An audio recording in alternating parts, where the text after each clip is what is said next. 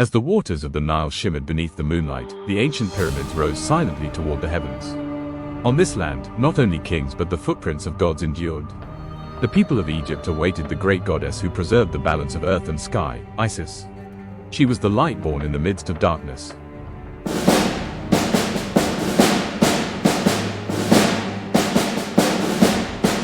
Beneath the star-covered body of the sky goddess Nut, Isis emerged as the very symbol of divine order. The throne-shaped crown upon her head marked wisdom and kingship. She was not merely a woman, but the divine power gifted from the heavens to the earth. When Isis stood beside Osiris, the Nile's abundance gave life to the earth. Their love was not merely between two hearts, but the bond that sustained an entire civilization. For Isis, love itself was the very essence of life. But jealousy tore apart the order. Set, the god of chaos, deceived his brother Osiris. Within a golden coffin, a life was chained and extinguished. In that moment, the shadow of death fell upon Egypt's very heart. Alone, Isis did not surrender. She crossed the banks of the Nile, the vastness of deserts, and the shadows of marshes in search of Osiris's scattered remains. Each step was her defiance against death. She became the very symbol of resistance within despair. Amid the papyrus reeds, hidden in silence, the goddess Isis cradled Horus in her arms.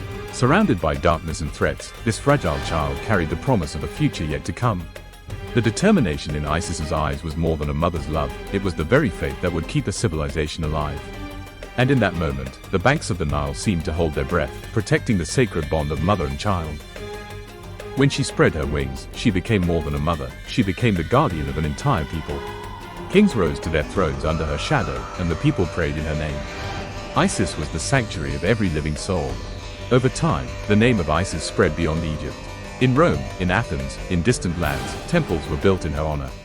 Isis was no longer only a goddess, but the emblem of a universal hope. Historians often point to a striking resemblance, Isis protecting her son among the papyrus reeds, and Mary holding Jesus in her arms.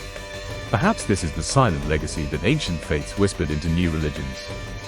For centuries, secret societies kept the name of Isis alive. Her wisdom was reborn in mysterious rites. Her light became a secret visible only to the faithful. And even after thousands of years, the story of Isis has not been forgotten. For she still whispers humanity's oldest question, is death truly the end? Or is it the doorway to a new beginning?